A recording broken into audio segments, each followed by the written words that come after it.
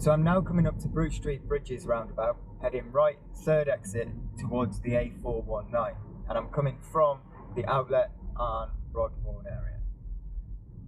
So I set up to turn right on this roundabout. The first thing I need to be aware of is the junction before we get to the roundabout. We give way to the right here and get into the correct lane now to go onto the roundabout. So as I get to the roundabout, I can just see the lines over to my right, which tell me I need to come here into the right lane on the roundabout. I then follow this lane, the hash markings then push me in towards the middle lane, and I then follow this lane around to the outside of the roundabout to exit the roundabout in the left-hand lane or the normal driving lane. Just be aware when you exit this roundabout, it is a 30-mile-an-hour limit until you get a little further up the road and go past the 40-mile-an-hour signs. So just be aware of your speed here when you exit the roundabout.